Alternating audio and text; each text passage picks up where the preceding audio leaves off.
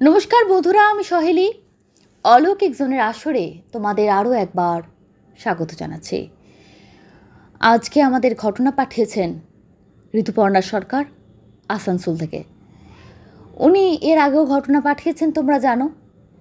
উনি বলছেন আজকে এমন একটা ঘটনা পাঠিয়েছি বা লিখেছি, সেটা অনেকেই শুনলে হতবাক হবেন যে আমরা প্রতিদিন প্রতি মুহূর্তে রাস্তাঘাটে বাসে ট্রেনে যে সব মানুষকে দেখতে পাই, তাদের মধ্যে সবাই মানুষ নাও হতে পারে। কেন বলছেন এ কথা? সরাসরি চলে যাচ্ছে ওনার ঘটনায়। বলছেন, মাঝে মাঝে মানুষের জীবনে কত কি যে ঘটে তা ব্যাখ্যারও অতীত। মাঝে মাঝে রাস্তায় বহু মানুষের সঙ্গে দেখা হয়, পরিচয় হয়, কিন্তু কি আশ্চর্য, তারা কেউ মানুষ নয়। কি যে এর ব্যাখ্যা আজ 46 বছর বয়সে এসেও সৌম্যদীপ্ত তার ক্ষেত্র খুঁজে পান না। চেন্নাই শহরের একটি নামী কলেজের পদার্থবিজ্ঞানের তুখর অধ্যাপক সৌম্যদীপ্ত ভট্টাচার্য। তার সম্প্রতি এনার্জি ও ইথার তরঙ্গ সংক্রান্ত গবেষণা সমগ্র ভারতবর্ষ জুড়ে খুব প্রশংসা পেয়েছে। দিল্লি থেকে একটি পুরস্কারও ঘোষিত হয়েছে। বাড়িতে মা, বাবা, বোনের স্বামী দূরাভাষে শুভেচ্ছা জানাচ্ছেন। এক গুচ্ছ তামিল ছাত্রছাত্রী সহকর্মীরা রীতিমতো ফুল, ছবি, নানান ব্যাপার, আত্মহারা তারা। এত কিছুর মধ্যেও সৌম্যদীপ্তর মন ভালো নেই।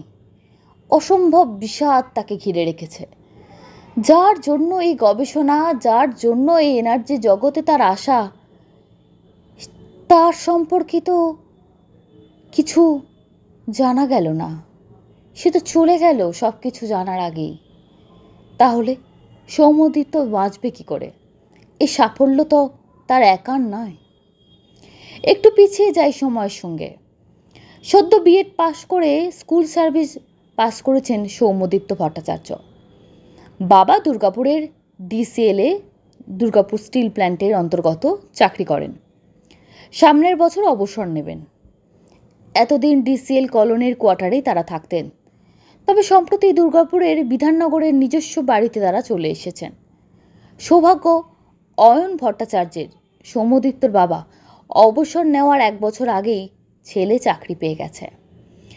পদার্থবিজ্ঞানের ছাত্র সৌম্যদীপ্তের পড়াশুনো ডিএভি মডেল স্কুল, তারপর দুর্গাপুরের সরকারি মহাবিদ্যালয়, তারপর কলকাতা বিশ্ববিদ্যালয়। সৌম্যদীপ্তের একটি বোনও আছে, ওর থেকে ছোট। সে বর্তমানে বাংলা সাহিত্যে অনার্স নিয়ে ওই দুর্গাপুরে সরকারি মহাবিদ্যালয়ে পড়াশুনো করছে। মা সুলেখা ভট্টাচার্য গৃহবধূ। সৌম্যদীপ্তের স্কুলটা হলো বর্ধমান শহরে, তাই প্রতিদিন সকালে সে 7:05 লোকাল ধরে বর্ধমানে যায়। সেখান থেকে স্কুল, আর বাড়ি থেকে প্রতিদিন তার প্রিয় বাইকটিকে নিয়ে স্টেশনে আসা যাওয়া, সেখান থেকে ট্রেন ধরা। পুজোর আগে চাকরি পেয়েছিল। ট্রেনটা খুব স্বাভাবিকভাবেই দুর্গাপুর ছাড়ার পর গোটা পথ জুড়ে কাশের ফুলের সমাবেশ, মনোরম পথ। চাকরি জয়েন করার 1 মাস পর সৌম্যদীপ্তের জীবনে এক অদ্ভুত পরিবর্তন হলো। সকাল 7টা বাজে আসানসোল বর্ধমান প্যাসেঞ্জারের মাঝে কামরাতেই সৌম্যদীপ্ত উঠতেই অভ্যস্ত কামরায় সৌম্যদীপ্ত মাঝে মাঝে একটি মেয়েকে দেখতে পেত।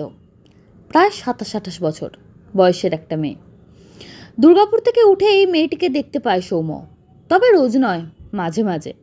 মধ্যম উচ্চতা, ফর্সা রং, লেবু বা নীল রঙের সালোয়ার কামিজ, চুলটা টেনে বাঁধা, দেখে কেমন ছাত্রছাত্রী বলেই মনে হয়। বর্ধমান স্টেশনে ওর সঙ্গেই নামে। এমনি খুব স্বাভাবিক, কিন্তু দৃষ্টিটা বড় অদ্ভুত। গভীরভাবে সৌম্যদীপ্তর দিকে তাকায়। এক সময় মনে হয় সৌম্যদীপ্তের ভেতরটা সে পড়তে পারছে। অন্য সময় জানলার দিকে মুখ করে বসে থাকে। মেয়েটা কখনো বিকেলবেলায় ওর সঙ্গেই ফেরে। কিন্তু দুর্গাপুরে নামে কি?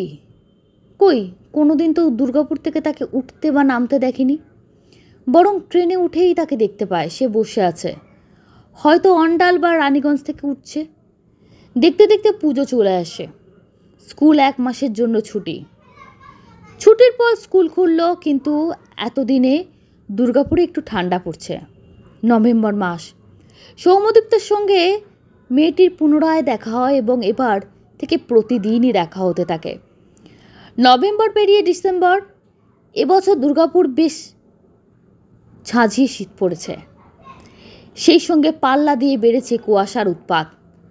সকালবেলায় 7:05 লোকালটা আজ সৌম্যদীপ্ত মিস করল। বাধ্য হয়ে 8:02 ময়ূরাক্ষী ফার্স্ট প্যাসেঞ্জারে উঠল। কিন্তু আজকে একটু অবাক হলো।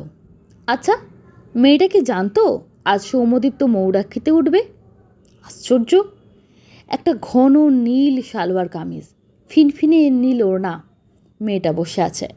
খুব ঘন চোখ, পূর্ণ তার দৃষ্টি। মেয়েটি সৌম্যদীপ্তর দিকে তাকালো। অস্বস্তিতে চোখ সরিয়ে ফেলল সৌম্য। মনে মনে ভাবল, কি আশ্চর্য, এত ঠান্ডা অথচ মেয়েটি কোনো গায়ে গরম কাপড় পরেনি কেন? কি জানি বাপু। প্ল্যাটফর্মে নেমে দেখলো মেয়েটি 1 নম্বর প্ল্যাটফর্মের দিকে চলে যাচ্ছে। এবার বুঝলো মেয়েটি শহরের হয়তো কিছু কাজ করে। কিন্তু চমক এখানেই শেষ নয়। বিকেলবেলায় ফিরতি পথে স্কুলের নানান কাজে সৌম্যর একটু দেরি হলো। 4:50 পূর্বাঞ্চল এক্সপ্রেসে উঠে দেখলো আগে থেকেই মেয়েটি দাঁড়িয়ে আছে। ট্রেনে ভিড়, বসার জায়গা নেই। একবার ভাবলো পাশের কম্পার্টমেন্টে উঠবে, কিন্তু পাছে গাড়ি ছেড়ে দেয়। অগত্যা মেয়েটির পাশেই দাঁড়াতে হলো। দেখলো মেয়েটি একটু দূরে সরে দাঁড়ালো দরজার কাছে। কিন্তু ট্রেনের বাতাসে মেয়েটার ওড়না উঠছে। মেয়েটার গায়ে এখনও কোনো সোয়েটার, শাল জাতীয় কিচ্ছু নেই। বাইরে হু হু করে ঠান্ডা হাওয়া বইছে। অস্বস্তি হচ্ছে সৌম্যদীপ্তের, ভালো লাগছে না। মেয়েটি কিন্তু ওর দিকে তাকাচ্ছে না, এক মনে বাইরের চলমান অন্ধকার দেখছে। গাড়ি দুর্গাপুরে ঢুকছে। পরিচিত একজন নিত্যযাত্রীর সঙ্গে সৌম্যদীপ্তর দেখা হলো। কথায় কথা সৌম্যদীপ্ত চুপি চুপি বলল, দেখছেন দাদা আজকালকার মেয়েরা কেমন, এত ঠান্ডায় গায়ে সোয়েটার নেই। সহযাত্রী হাসলো, বলল, আরে ভায়া ফ্যাশন। প্ল্যাটফর্ম এসেছে। সৌম্যদীপ্ত নেমে গেল। নামার সময় মেয়েটার ওড়না ওর গায়ে লাগলো। ভালো লাগলো না। তাড়াতাড়ি পা চালালো। একটু পিছন ফিরে দেখলো মেয়েটা কোথাও নেই। ট্রেন ছেড়ে দিয়েছে। মনে মনে বলল, যাক বাবা, নেই। ধীরে সুস্থে বাইক রাখা স্ট্যান্ডে এসে বাইক স্টার্ট করলো। আজ দেরি দেখে সৌম্যদীপ্তর মা, বোন, বাবা সকলে চিন্তা করছিল। সৌম্যকে দেখে হৈ হৈ করে উঠল। সৌম্য ঘরে ঢুকতে যাবে, বোন হঠাৎ বলল, দাদা তুই কি কোনো মেয়েকে গাড়িতে লিফট দিয়েছিস, তাই দেরি হলো? একে তো স্কুলের চাপ, আসা যাওয়ার পথে অচেনা মেয়েদের সঙ্গে দেখা হওয়া। সৌম্যদীপ্ত একটু বিরক্তই হয়েছিল। বোনের কথাতে রাগে ফেটে পড়ল। শক্ত গলায় বলল, বাবলি, ঠাট্টা করার একটা না সীমা আছে। কি পেয়েছিস রে? বোনের মুখটা ছোট্ট হয়ে গেল। দাদা দেখ, তোর বাইকের পেছনের সিটে একটা নীল ওড়না পেঁচিয়ে আছে, মানে পেছনে ধরার হ্যান্ডেলের সঙ্গে কেমন জড়িয়ে আছে। হয়তো তাড়াতাড়ি নামতে গেছিল। দেখো মা, দেখো। মা বেরিয়ে এলেন, বাবাও বেরিয়ে এলেন। সত্যিই তো। এবার প্রবল বিস্ময়ে তাকিয়ে দেখল সৌম্যদীপ্ত। সত্যি একটা নীল ফিনফিনে ওড়না তার ব্যাক সিটে জড়িয়ে আছে। হাড় হিম হয়ে গেল। আরে, এই ওড়নাটা তো সেই মেয়েটার গায়ে ছিল না? যতদূর সম্ভব মনে পড়ছে মেয়েটি দুর্গাপুরে নামেনি, তার বাইকে ওঠেনি। তাহলে ওড়না? মাথাটা একেবারে গুলিয়ে গেল। সে ধপ করে বসার ঘরের চেয়ারে বসে পড়ল। বোন ভেবেছিল দাদার প্রেমিকা, একটু মজা করবে, চিৎকার করেছিল। তার যে এমন পরিণতি হবে স্বপ্নেও ভাবেনি। বাড়িতে যখন সবাই সৌম্যদীপ্তকে নিয়ে ব্যস্ত, তখন সবার অলক্ষ্যেই ওড়নার অস্তিত্ব গায়েব হলো। সৌম্যদীপ্ত আরও ঘাবড়ে গেল। যদিও তার বাড়ির লোকেরা বলল দরজার সামনে বসা নেড়ি সেটিকে নিয়ে পালিয়েছে।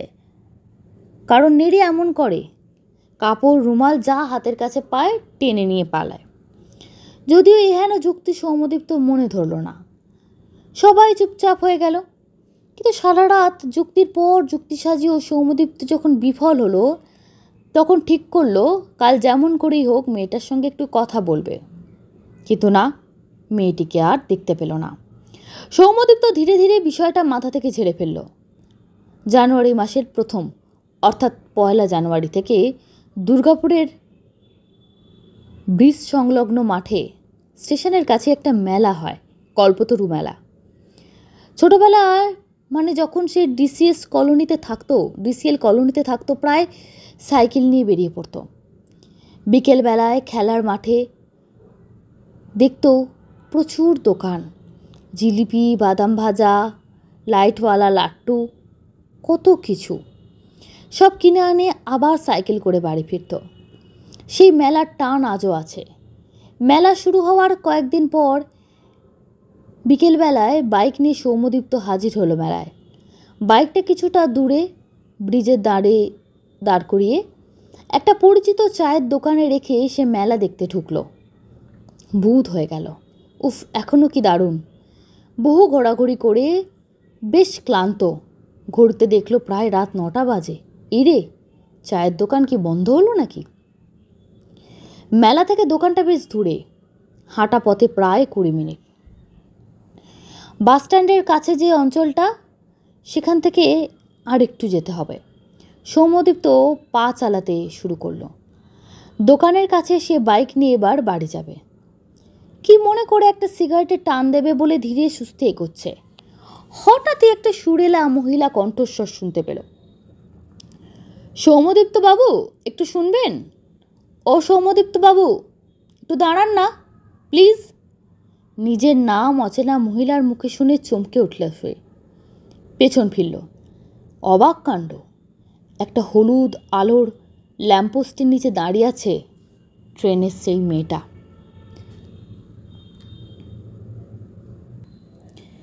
পরনে অতি পরিচিত সেই লেবু রঙের সালোয়ার কামিজ, চুলটা টেনে বাঁধা, মুখটা যেন আরও ফর্সা লাগছে, কিছুটা রক্তশূন্য। আজও কোনো গরম কাপড় নেই। এই কনকনে শীতে এমন একটা মেয়ে, তার নাম পরিচয় কিছুই জানে না সৌম্য। কেমন ঘাবড়ে গেল, কোনো কথাই বলতে পারছে না। প্রচণ্ড ঠান্ডা লাগছে তার। মেয়েটা এক পা করে এগিয়ে এলো। একটু দূরত্ব বজায় রেখে দাঁড়িয়ে সৌজন্যমূলক হাত নেড়ে নমস্কার জানালো। মিষ্টি করে বলল, আমার নাম মৌমিতা ঘোষ। মেলা দেখতে এসেছিলাম। ওই সামনের দুটো স্ট্রিট পরে আমাদের কোয়ার্টার। বাবা ডিপিএলের চাকুরে। বাড়ি যাব, ভয় লাগছে। একটু এগিয়ে দেবেন? আসলে আপনি চেনা তো, তাই বললাম। এতক্ষণে সৌম্যদীপ্ত একটু ধাতস্থ হয়েছে, একটু মায়াও হলো। না, মেয়েটা খুব ভদ্র মার্জিত। ভয় পেয়েছে। ছিছি, এতদিন কত খারাপ ধারণা ছিল তার, কত কম চেনে সে মানুষকে। ওদিকে চুপ করে আছে দেখে মৌমিতা পুনরায় বলল, যদি অসুবিধা থাকে তবে থাক। ঔমু। সৌম্যদীপ্ত বলল, আরে না না, চলুন না, আমি বাইকটা হাঁটিয়ে নিয়ে যাই, আসুন। বেশ কিছুটা দূরত্ব বজায় রেখে হাঁটছে মৌমিতা। সৌম্যদীপ্ত জিজ্ঞাসা করলো, আচ্ছা আপনার ঠান্ডা লাগে না? একটু হেসে বলল, আগে লাগতো, এখন আর লাগে না, অভ্যাস হয়ে গেছে। হেসে বলল সৌম্যদীপ্ত, আপনি লেখাপড়া করেন সেটা বুঝি, তা কী নিয়ে পড়াশুনো আপনার? মৌমিতা বলল, আমি এই একই সাবজেক্টের। অবাক হলো সৌম্যদীপ্ত, ফিজিক্স? হেসে মৌমিতা বলল, হ্যাঁ। আপনি জানলেন কি করে? আবার প্রশ্ন করে সৌম্য। মৌমিতা বলল, অনেক কিছু জানি। মানে আপনি ডিএভির মডেল স্কুল থেকে পাশ করেছেন, দুর্গাপুর গভর্নমেন্ট কলেজ থেকে ফিজিক্স অনার্স, কলকাতা বিশ্ববিদ্যালয় থেকে এমএসসি, বিএড, অমুক সালে এসএসসি, বর্তমানে বর্ধমান শহরের একটি সরকারি উচ্চ মাধ্যমিক স্কুলে শিক্ষকতা করেন। অবাক সৌম্য, এত খবর জানলেন কি করে? মৃদু হেসে মৌমিতা বলল, আমি জানি। বাহ, বেশ, এবার আপনার কথা বলুন। হঠাৎই মুখটা ম্লান হয়ে এলো। বলল, আমার বাবা প্রিয়ব্রত ঘোষ, তিনি এখানে কর্মরত ছিলেন। সম্প্রতি অবসর পেয়েছেন। মা বনানী ঘোষ বাঁকুড়া একটি কলেজের পদার্থবিজ্ঞানের অধ্যাপিকা। আমি মায়ের কাছেই পড়াশুনো করেছি, কারণ বাঁকুড়া শহরেই আমার নিজস্ব বাড়ি। ওখানকার স্কুলেই পড়াশুনো, তারপর ওখানকার কলেজ থেকেই পদার্থবিজ্ঞানে স্নাতক, বর্ধমান বিশ্ববিদ্যালয় থেকে এমএসসি, তারপর এনার্জি ও ইথার তরঙ্গ নিয়ে পিএইচডি করতে শুরু করি। তারপর তো মাথা নিচু করে সে। সৌম্যদীপ্ত বলল, তারপর? মৌমিতা মৃদু হেসে বলল, তারপর আর হলো কই? সব হঠাৎ মাঝখানেই থেমে গেল। সৌম্যদীপ্ত বলল, আহা, কোনো সমস্যা আছে বোধহয়। কথা বলতে বলতে কখন একটা কোয়ার্টারের সামনে এসে দাঁড়িয়েছে সৌম্য, খেয়ালই করেনি। মৌমিতা বললেই তো চলে এসেছি সৌম্যদীপ্ত। সৌম্যদীপ্ত দেখল আলোহীন অন্ধকার কোয়ার্টার, মনে হচ্ছে পরিত্যক্ত, দীর্ঘদিন ব্যবহার হয়নি। কেমন যেন একটা আবছা। খুব অবাক হয়ে বলল, এখানে থাকেন? মৃদু হেসে মেয়েটি বলল, হ্যাঁ, এখানে থাকি। যেতে গিয়ে একবার দাঁড়ালো, পূর্ণ দৃষ্টি মেলে চাইল। সত্যি কি অদ্ভুত সেই দৃষ্টি। বলল, আপনার কিনা অনেক কথা বলার আছে। যদি আপনি চান কালকে সন্ধ্যাবেলা আমি আবার এখানে আসব। যদি আপনি চান। কেমন? সম্মতিসূচক ঘাড় নাড়ল সৌম্য। মৌমিতা অন্ধকার কোয়ার্টারের মধ্যে ঢুকে গেল। সৌম্যদীপ্ত বাড়ি ফিরল সম্মোহিতের মতো। মনস্থির করল কাল বিকেল 5টায় সে কোয়ার্টারের সামনে সে যাবে। শনিবার এমনি স্কুল অর্ধদিবস ছুটি। বিকেল গড়িয়ে সন্ধ্যা। সৌম্যদীপ্ত কোয়ার্টারের সামনে গিয়ে দাঁড়ালো। দেখল মৌমিতা দাঁড়িয়ে আছে, পরনে কালকের লেবু রঙা পোশাক। এগিয়ে এলো, কিছুটা দূরত্ব বজায় রাখলো। বলল, চলুন একটু এগিয়ে যাই। একটা ভালো বসার জায়গা আছে, লোকজন কম যায়, ভালো করে কথা বলতে পারবো। আজ মৌমিতা আগে পেছনে, সৌম্যদীপ্ত। সত্যি শাল বন ঘেরা রাস্তার পাশে এক টুকরো বসার বেঞ্চ, একটা পুরাতন লরঝরে বাস স্ট্যান্ড, তার উপরে একটু ছাউনি আছে। বসুন বলে মৌমিতা একটু দূরে গিয়ে বসল। সৌম্যদীপ্তর দিকে সোজাসুজি তাকিয়ে বলল, সৌম্যদীপ্ত, আপনি এত মেধাবী, পিএইচডির জন্য কোনো চেষ্টা করেননি কেন? অপ্রস্তুত সৌম্য বলল, আসলে একটা চাকরি করতেই তো হতো, বাবা অবসর নেবেন সামনে বছর, একটা বোন আছে, বিয়ে দিতে হবে। তবু একটু চেষ্টা করুন না, পারবেন। সৌম্যদীপ্ত বলল, আচ্ছা আপনার কী নিয়ে পিএইচডি? মৌমিতা আবার চোখ দুটো চকচক করে উঠল। উৎসাহিত হয়ে বলল, আমার গবেষণার বিষয় হলো এনার্জি এবং ইথার তরঙ্গ। সৌম্যদীপ্ত অবাক হয়ে বলল, তাই? মৌমিতা বলল, সৌম্যদীপ্ত, আপনাকে অনেক কথা বলার আছে। তার আগে বলি, আচ্ছা আপনি ভূতে বিশ্বাস করেন? আরও ভালো করে বললে, স্পিরিটে বিশ্বাস করেন? আপনার কি এদেরকে দেখলে ভয় লাগে? সৌম্যদীপ্ত বলে, ভূত আমি কোনোদিন তো দেখিনি, তাই মনে করি যদি ঈশ্বর থাকেন স্পিরিটও হয়তো আছে, কারণ দুজনেই এনার্জি, তাই ভয় পাই না। তবে জানতে চাই। আরও একটু এগিয়ে এলো মৌমিতা, দৃঢ় স্বরে বলল, সৌম্যদীপ্ত বাবু, আমি কিন্তু বেঁচে নেই, আমি মৃত। যাকে দেখছেন সেটা কিন্তু একটা ছায়া, কায়াহীনের একটি অস্তিত্ব মাত্র। প্রেততত্ত্ব, তাকে স্পিরিটও বলা হয়, আর আমরা তাকে বলবো এনার্জি। আমার গবেষণার বিষয় ছিল এই কায়াহীন এনার্জি, যা কিনা আয়নোস্ফিয়ারে থাকে, ইথার তরঙ্গায়িত মাধ্যমে যাদের চলাচল। আমরা ভাসমানভাবে অবস্থান করছি। সৌম্যদীপ্ত মুগ্ধ হয়ে শুনছে, কারণ প্রেততত্ত্ব, ইথার তরঙ্গ, এনার্জি তারও বিষয় প্রিয়। যেদিন নীল ওড়না তার গায়ে লেগেছিল কতটা আন্দাজ করেছিল। সৌম্যদীপ্ত চুপ করে বসে আছে। মৌমিতা বলল, কি হলো, ভয় পেলেন? এবার সৌম্য মৌমিতার দিকে তাকায়, দৃঢ় স্বরে বলল, একদম নয়। হাসল মৌমিতা, বলল, এবার বুঝলেন আমার ঠান্ডা বা গরম কেন লাগে না? আমি ঠিক কোথা থেকে ট্রেনে উঠি জানেন? ওই যে দূরে রেললাইন যাচ্ছে, ওই গাড়িতে। আমি ইচ্ছে হলেই উঠতে পারি, আবার ফিরতি পথে নেমেও যাই। আমার কোনো স্টেশন আছে কি বলুন? সৌম্যদীপ্ত বলল, কিন্তু এভাবে।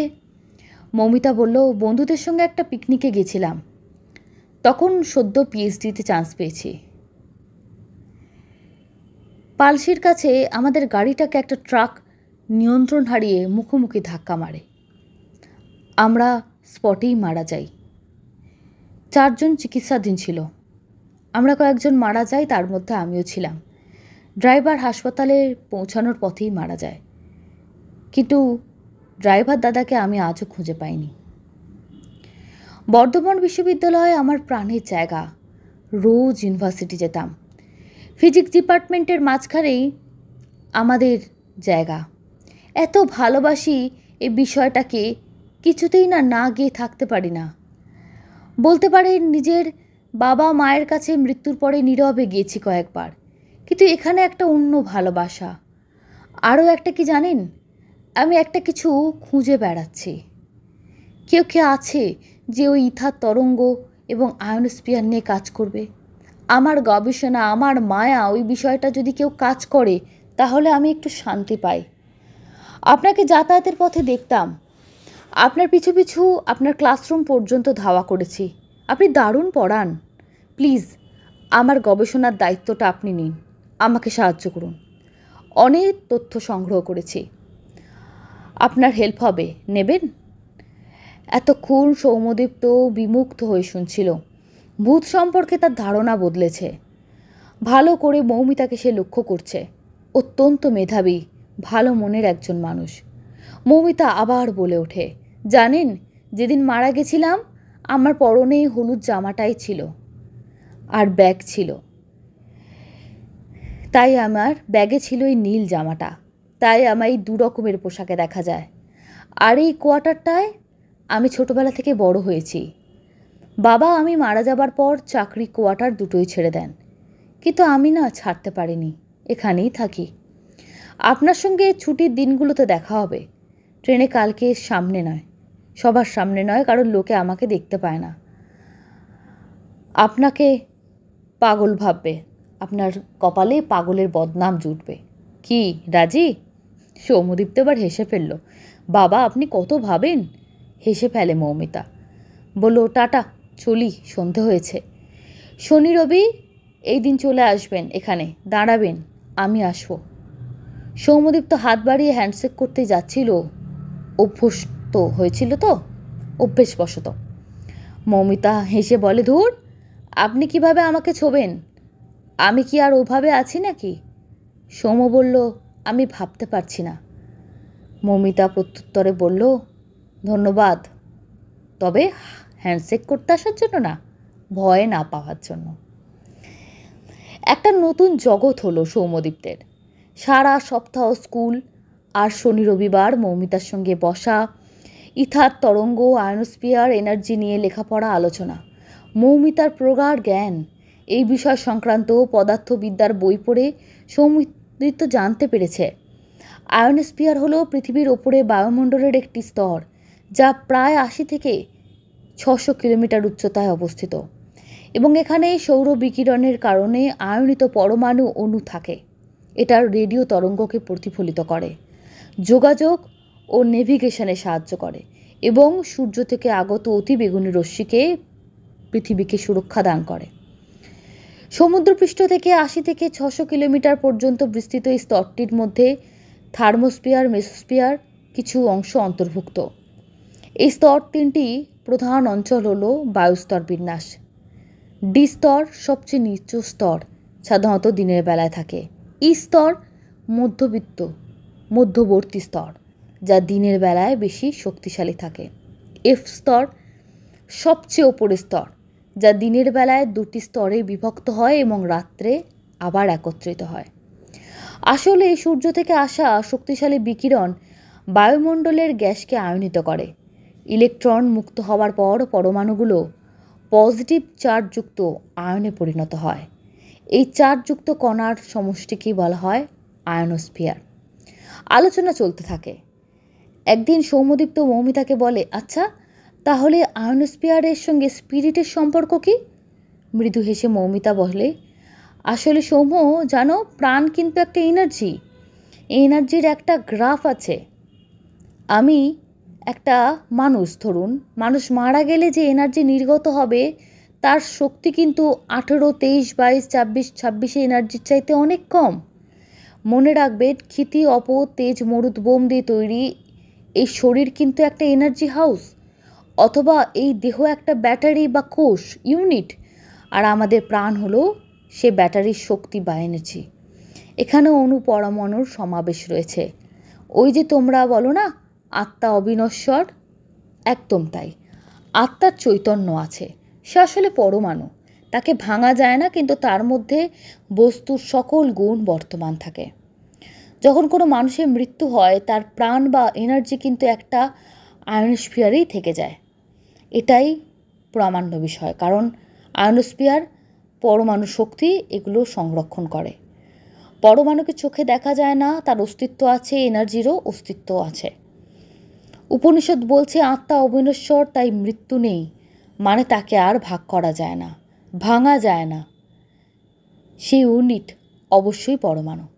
চৈতন্য হচ্ছে তার চরিত্র, যে বারবার চার্জ হয়, আয়নিত হয়, কিন্তু নিঃশেষ হয় না। এটাই প্রমাণ করতে হবে সৌম্য। ভূত নয়, স্পিরিট, আরও ভালো এনার্জি, যে কিন্তু মাধ্যম গ্রহণ করতে পারে। কেমন করে আয়নিত কণা গ্যাসের মাধ্যমে গ্রহণ করে। সমৃদ্ধ হয়েছে, বিমুগ্ধ হয়েছে সৌম্য। তার সঙ্গে কোথায় যেন মৌমিতাকে সে ভালোবেসে ফেলেছে। ভালোবেসে মৌমিতারকে মোহর বলে ডাকা শুরু করেছে।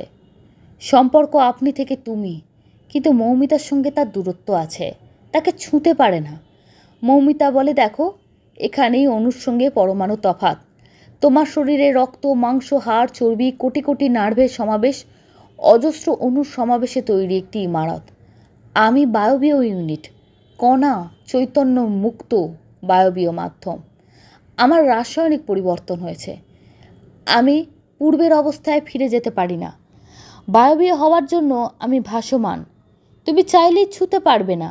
এটা একটা রাসায়নিক পরিবর্তন, কিন্তু একটা সূক্ষ্ম ফারাক আছে স্পিরিটের সঙ্গে, এনার্জির সঙ্গে মহাজগতি আয়নোস্ফিয়ারের প্রোটন কণার। সেটাই তো গবেষণার বিষয়। সৌম্যদীপ, তো তোমাকে পারতেই হবে। এইসব গল্প গাছা নয়, স্পিরিটের অস্তিত্ব বিজ্ঞান দিয়ে প্রমাণ করতে হবে। স্পিরিট আছে বিজ্ঞানের সঙ্গেই, বুঝলে। সন্ধ্যা পেরিয়ে অনেকটা সময় এগোলে বাইক স্টার্ট দেয় সৌম্য। পেছনে দাঁড়িয়ে থাকে লেবুরঙা পোশাকের মেয়ে। সৌম্যদীপ্ত বলে ওঠে, ধ্বংস থেকে তোমায় পেলাম মোহর, তোমায় আলোয় বাঁচল আমার প্রাণ। কক্ষ থেকে ছিটকে গেল গ্রহ, উল্কা তোমার কাচের ফুলদানি। কেমন ছিল সেসব ধুলো খেলা, কেমন ছিল সাগর পাড়ের রানী। এই জীবনের নরম বিকেল বেলায় সেই কথাটি আমরা কেবল জানি। হেসে উঠছে মৌমিতা। সৌম্যদীপ্ত লক্ষ্য করে তার গালে টোল পড়ছে। এটাও কি সেই প্রোটন ইলেকট্রনের খেলা? না, বিশ্বাস হচ্ছে না। সবটা বিজ্ঞান নয়, সবটা কবিতা, ভালোবাসা আর কিছুটা অনুভূতি। একদিন স্কুল ছুটি নেয়, বর্ধমান বিশ্ববিদ্যালয়ে গেল সৌম্যদীপ্ত। পদার্থবিজ্ঞানের অধ্যাপক, যার কাছে পিএইচডি শুরু করেছিল মৌমিতা, তার কাছে সৌম্যদীপ্ত গবেষণা করবে বলে আর্জি জানালো। মৌমিতার বিষয়ে তার পড়াশুনো, মৌমিতার বিভিন্ন তথ্যগুলোকে যথেষ্ট আত্মস্থ করেছে সৌম্যদীপ্ত। এখন সে যথেষ্ট কনফিডেন্ট। যুক্তির পরতে যুক্তি সাজাতে লাগলো। বিস্মিত অধ্যাপক তাকে বলল, আচ্ছা, তুমি এই তথ্যটা জানলে কি করে? জানো, 2 বছর আগে আমারই এক ছাত্রী এই বিষয় নিয়ে গবেষণা করেছিল। কি যে হলো, একটা মর্মান্তিক পথ দুর্ঘটনায়, আর তুমি এসেছ। মৌমিতা আগেই বারণ করেছিল যেন তার সম্পর্কে একটা কথাও না হয়। সৌম্যদীপ্তের লক্ষ্য যেন হয় গবেষণা ও অধ্যাপনা। মৌমিতাকে এই সৌম্যদীপ্ত ভালোবাসে এবং শ্রদ্ধা করে, তাই সে মাথা নিচু করে বিনয়ের সঙ্গে বলল, আমি এটাকে নিয়েই কাজ করব স্যার, আর নেট পরীক্ষার প্রস্তুতি নেব, যদি সাহায্য করেন। স্নেহপূর্ণ গলায় মাস্টারমশাই বললেন, নিশ্চয়ই, আমার পূর্ণ সমর্থন রইল। আনন্দে ভাসতে ভাসতে বাড়ি আসার পথে মৌমিতার সঙ্গে দেখা হলো।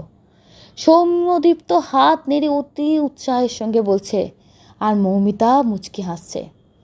কথা থামিয়ে সৌম্যদীপ্ত একটু রেগে গিয়ে বলল, হাসছো কেন?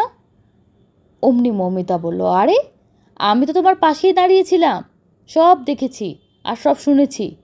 তারপর তোমার সঙ্গেই তো একই ট্রেনে এলাম। তুমি কিন্তু দারুণ বলেছ। দেখবে, তুমি একদিন মস্ত বিজ্ঞানী হবে, এই এত এত বই লিখবে, কত দেশ বিদেশের সেমিনারে যাবে। সৌম্যদীপ্ত আরও রেগে গেল। আরে, তুমি ছিলে, আমায় বললে না কেন? আচ্ছা, চলে যাচ্ছি। বাইক স্টার্ট দিতেই একটা ঠান্ডা ভিজে বাতাস সৌম্যকে ছুঁয়ে গেল। মুখে, পিঠে, হাতে কেমন একটা ঠান্ডা ভিজে ভিজে ভাব। চুলগুলোও ছুঁয়ে গেল।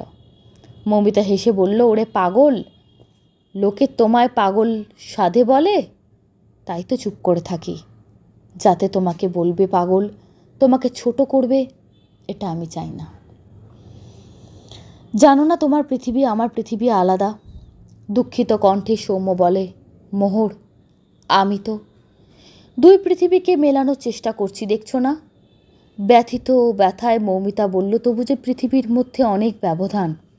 ওই পৃথিবী আমার পৃথিবী যে আলাদা। আমি জানি পৃথিবীতে একটা মহাজাগতিক শক্তি আছে। বেশ কিছুদিন ধরে বাবা মা ছেলের মধ্যে একটা পরিবর্তন দেখছে। ছেলে সারাদিন পড়াশুনো করে, লেখে, আর একটা চাকরি তো পেল, আবার কিসের লেখাপড়া। মা সুলেখা দেবী আবার খাবার টেবিলে বসে ছেলেকে বলেন, বাবা, এত লেখাপড়া কিসের? ভালো চাকরি পেয়েছিস, এবার বিয়ে কর, নালে বোনের বিয়ে দেবো কি করে? তুই বড়, তোর তো আগে বিয়ে হবে। বাবাও এতে সায় দিল, হ্যাঁ রে খোকা, এবার তো বিয়ে কর। আমার বন্ধু বিপ্লবের মেয়ে হুগলিতে থাকে। কথাটা মাঝপথে থামিয়ে দিল সৌম্য। শান্ত স্বরে বলল, বাবা মা, আমি গবেষণা করছি, নেট পরীক্ষাও দিচ্ছি, অধ্যাপনা করব। আমার পক্ষে বিয়ে করা সম্ভব না।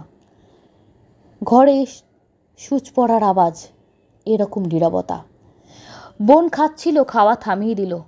বাবা ব্যথিত গলায় বলল, এত কোয়াল সরকারি চাকরি, এত ভালো টাকা, তুই ছেড়ে দিবি? এবার সৌম্য বললেন, এখন ছাড়বো কেন?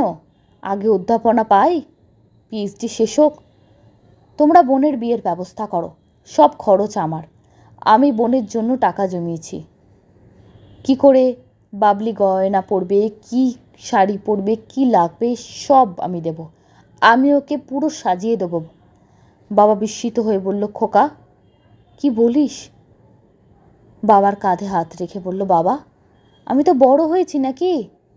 তুমি শুধু আমাকে একটু ম্যানেজ করো, একটু মাকে বোঝাও, ব্যাস, তাহলেই হবে।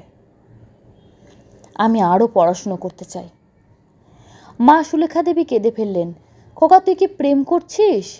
ওই নীল ওড়না মেয়েটা, তাকে নিয়ে আয় না, 4 হাতে 1 করে দিই। আমি কি তোর 70? কোমল কণ্ঠে মাকে বলল, মা, তেমন কিছু না, একটু গুছিয়ে নিতে চাই। রাতে 2য় অধ্যায়ের কাজ শেষ করে ঘুমোতে যাব। মাথায় ঠান্ডা স্পর্শ। সৌম্য বুঝতে পারল মৌমিতা এসেছে। অস্ফুটে বলল, মোহর। ঠান্ডা ভিজে বাতাস ফিসফিস করে বলল, ঘুমাবে না? 5 বছর দেখতে দেখতে কোথায় যেন কেটে গেল। মৌমিতা এখন সৌম্যদীপ্তের নিত্য সঙ্গী। ও, বলা হয়নি, সৌম্যদীপ্ত খুব সাফল্যের সঙ্গে নেট পাশ করেছে। বর্তমানে চেন্নাইয়ের একটি কলেজে পদার্থবিজ্ঞানের সহকারী অধ্যাপক। তার কলেজটা মাদ্রাজ বিশ্ববিদ্যালয়ের অন্তর্গত। বাবলির বিয়ে হয়ে গেছে। দুর্গাপুরেরই ছেলে, নাম রাতুল। দুর্গাপুর স্টিল প্ল্যান্টে চাকরি করে। মা, বাবা, বোন বেশ ভালোই আছে। বাবলি শ্বশুরবাড়ি খুব দূরে নয়। রাতুল নিজে থেকেই সৌম্যদীপ্ত বাবা মার দায়িত্ব নিজের কাঁধে তুলে নিয়েছে। মাদ্রাজের যে অঞ্চলে সৌম্য থাকে, বেশ শান্ত শিষ্ট নির্জন পরিবেশ। মা বাবাকে বহুবার নিজের কাছে আনতে চেয়েছে, ওরা রাজি হয়নি। 2 দিন থেকেই দুর্গাপুর ফিরে গেছে। সৌম্যদীপ্ত বোঝে বাবা মার কথা। আসলে সৌম্যদীপ্ত সারা জীবন বিবাহ না করার সিদ্ধান্ত নিয়েছে, তাতেই এই দূরত্ব। সৌম্যদীপ্ত কিছুতেই বোঝাতে পারে না, মন থেকে সে মৌমিতাকেই তার স্ত্রী বলে মেনে নিয়েছে। দূরত্ব অভিমানের বরফ জমে জমে পাহাড় হয়ে গেছে। এরই মধ্যে সৌম্যদীপ্তের গবেষণাটি জমা পড়বে। কলেজ থেকে ছুটি নিয়ে সে দুর্গাপুর এসছে। মৌমিতা এখন সব সময় সৌম্যদীপ্তের সঙ্গে থাকে। কেমন যেন দুজন দুজনের অভ্যাসে পরিণত হয়েছে। গবেষণার দুরূহ কাজও মৌমিতা তাকে নানাভাবে সাহায্য করে। সৌম্যদীপ্ত মৌমিতাকে ছাড়া একদম থাকতে পারে না। তাই দুর্গাপুরে সৌম্যদীপ্তের সঙ্গে মৌমিতাও এসছে। পুরনো শহর, পুরনো জায়গা, দুজনেই এসছে সেই পরিত্যক্ত ডিপিএলের কোয়ার্টার। মৌমিতা কেমন চুপচাপ। সৌম্যদীপ্ত বলল, মন খারাপ? মৌমিতা অস্ফুটে বলল, সৌম্য, তুমি যদি একবার বাবা মায়ের কাছে যাও, ওরা খুব খুশি হবে। তুমি তাদের বলো সব কথা। আর যদি পারো মা বাবাকে একটু দেখো, আমি তো নেই। ব্যথিত স্বরে সৌম্য বলল, তুমি যাবে না? মৌমিতা বলল, না গো, ওরা আমায় দেখতে পাবে না। উপলব্ধিও করতে পারবে না। এখন শুধু তুমি আমাকে বুঝতে পারো। যাও না। হ্যাঁ যাব, ঠিকানা দাও। বাড়ি ফেরার সময় সারাটা রাস্তা একটা ভিজে ঠান্ডা বাতাস সৌম্যকে জড়িয়ে আছে। সৌম্য বুঝেছে মোহরের মন ভালো নেই। প্রিয়ব্রতবাবু বনানী দেবী অঝরে কাঁদছেন। সৌম্যদীপ্ত কেঁদে ফেলল। প্রিয়ব্রতবাবুর হাতটা ধরে ফেলল, বলল, বাবা মা, আমি তো আপনাদেরই লোক। মোহর যে আমার স্ত্রী, কত আপন। চলুন না মাদ্রাজে, আপনি আমাকে নিয়েই থাকবেন, আপনারা আমার সঙ্গে থাকবেন, মোহর একটু শান্তি পাবে। অবশেষে ডক্টর সৌম্যদীপ্ত ভট্টাচার্য তার কাজের স্বীকৃতি পাচ্ছেন। ভারতবর্ষ সহ মার্কিন যুক্তরাষ্ট্রের বহু পত্রপত্রিকায় তার গবেষণা স্বীকৃতি পেয়েছে। এমনকি এই বিষয়টি নিয়ে সৌম্যদীপ্ত দুবার বিদেশেও গিয়েছে। দিল্লি বিশ্ববিদ্যালয় তাকে পুরস্কৃত করেছে, আজ সেই খবরই এসেছে। বাড়ি সহ দেশের বিভিন্ন প্রান্ত থেকে শুভেচ্ছা বার্তা, ইমেল উপচে পড়ছে। মেরিনা সি বিচের ধারেই সৌম্যদীপ্ত দাঁড়িয়ে আছে। পেছন থেকে দুহাত দিয়ে জড়িয়ে ধরেছে মৌমিতা, চোখে জল। কত কম জানি আমরা আত্মার সম্পর্কে, কত খারাপ গল্প, কত কিছু লোকে বলে অশরীরীদের নিয়ে। মোহর না থাকলেই সাফল্য তার কাছে অধরাই থাকতো। অস্ফুটে ডাকে, মোহর, ও মোহর। পিছন থেকে ফিসফিস করে আসে বাতাসের কণ্ঠ, এই তো। কই, তুমি একটু সামনে এসো। সেই লেবু রঙা জামা, ওড়না, সেই দূরত্ব, সেই বিষাদ। মৌমিতা এসে দাঁড়ায়। আজ তাকে স্পষ্টভাবেই দেখা যাচ্ছে না, কেমন যেন ঝাপসা। ব্যাকুল হয়ে সৌম্য বলে, তোমায় ভালো দেখতে পাচ্ছি না কেন? আমার কাজ ফুরিয়েছে সৌম্য, এবার আমার যাবার সময়। কোথায় যাবে তুমি? যেও না। জানি না সৌম্য, প্রতিটা এনার্জির একটা সুনির্দিষ্ট সময় থাকে। সময় বদলালে তার ফরমেশনও বদলায়। তুমি চলে যাবে, আমি কি নিয়ে বাঁচব? কেন? তোমার বিশ্বজোড়া কত কাজ, কত ছাত্রছাত্রী, কত গবেষণা। তোমার হাতেই কত নতুন নতুন ছাত্রী, কত গবেষণা বেরোবে বলো তো। পাঠ্য বইরূপে তোমার লেখা প্রকাশিত হবে। তোমার কাজের মধ্যেই আমি থাকব। জানো সৌম্য, এনার্জির যখন ক্ষয় হয় তখন তার দৃশ্যমানতা বা অস্তিত্ব ফিকে হয়ে যায়। দেখছো, ধূপকাঠি পুড়ে গেলেও সুগন্ধিত একটা সময় মিলিয়ে যায়, বরফও বাষ্পীভূত হয়, কর্পূর উবে যায়, সবই এনার্জি। সুবিশাল আয়ন স্তরে সেই ক্ষয়িত শক্তি মিশে যায়, একেবারে লীন হয়ে যায়, নতুবা অন্য কোনো প্রোটন কণার সঙ্গে মিশে যায়। মাটির পৃথিবী বলে মুক্তি হয়ে গেল, আসলে মুক্তি না, ফরমেশনের বদল। সময় হয়েছে সৌম্য। জানি না, মহেন্দ্রক্ষণ হয়তো এসেছে। হাওমাও করে কাঁদছে বিখ্যাত বিজ্ঞানী, এতদিন এই শহরের বহু মানুষের পরিচিত শ্রদ্ধার পাত্র। চারিদিক থেকে মানুষ ছুটে এসেছে, প্রশ্ন করছে, এনিথিং রং স্যার? কোনো কথারই উত্তর দিতে পারছেন না। একজন মাদ্রাজি বলা একটা প্রশ্ন করল মুখের সামনে, ভাঙা হিন্দিতে বলছে, কিছু খাও বাবা। এটাও সত্য। হাঁ করে তাকিয়ে আছে, এটা তো কখনো ভাবেনি। রাত নেমেছে। সৌম্যর ঘরে বিষাদিত সৌম্যদীপ্ত ডায়েরির পাতায় মোহরের জন্য চিঠি লিখছে, যেমনটি সে প্রতিদিন লেখে। সে লেখা পড়ে মৌমিতা সকালে তাকে জানায়। সৌম্যদীপ্ত লিখছে, ঘুম নেমেছে অন্ধ তারার চোখে, পুকুর ঘেরা ঝাপসা গাছের সারি, হাত ছুঁয়ে বৃষ্টি দিয়ে গেল, মেঘলা তোমায় বকুল হতে পারি। ফুল হব সেই সাধ্য ছিল কার? আমি এখন সব খেলাতেই হারি, তবুও যেন তোমার দিকে চেয়ে সাজিয়ে রাখি জোনাকিদের বাড়ি। রাত বাড়ছে, ভিজে ঠান্ডা বাতাস জড়িয়ে ধরছে সৌম্যকে। ঘুমের ঘোরে সৌম্য বলে, মোহর যেও না। মৌমিতা এই ব্রহ্মাণ্ডের মহাশক্তির কাছে তুচ্ছ সামান্য, কিন্তু বড় মায়া, পারছে না। ফিরে আসছে সে। ঘুমন্ত সৌম্যদীপ্তর মুখে চোখে শুকনো জলের দাগ। মৌমিতা আজ তার বড় অসহায় লাগছে। কারা বলে প্রেতেদের অশরীরীদের নাকি অসীম ক্ষমতা? কে বলে? সে তো জানে তার ক্ষমতা কতটা সীমিত। মৌমিতা কিন্তু পরম মমতায় সৌম্যদীপ্তকে জড়িয়ে ধরল। কখন সে মহেন্দ্রক্ষণ আসে কে জানে। আপাতত সে তার ভালোবাসাকে ছেড়ে কোথাও যাবে না। ওই সুখ তারা জানে, সৌম্যদীপ্ত কতটা ভালোবাসে তাকে আর সে সৌম্যকে। এই মহাকাশ সাক্ষী থাকুক এই সত্যের। অসাধারণ। অনেক দিন পর এমন একটা ঘটনা পড়লাম যেন আমি হারিয়ে গেছিলাম বন্ধুরা। তার সঙ্গে ওনার এই কবিতা অসম্ভব ভালো। আমি জানি না আমি কতটা সঠিকভাবে তোমাদের কাছে উপস্থাপন করতে পারলাম। যদি কোনো ভুল হয়ে যায় নিজ গুণে ক্ষমা করে দিও। কেমন লাগলো আজকে বলবো, তোমরা একটু কমেন্ট করে জানাও। যারা কোনো দিন কমেন্ট করো না তারাও কিন্তু জানিও। নিদেন পক্ষে লাইক করে যাও। Thank you so much. আবার ফিরে আসবো আগামী পর্বে। ধন্যবাদ। শুভরাত্রি।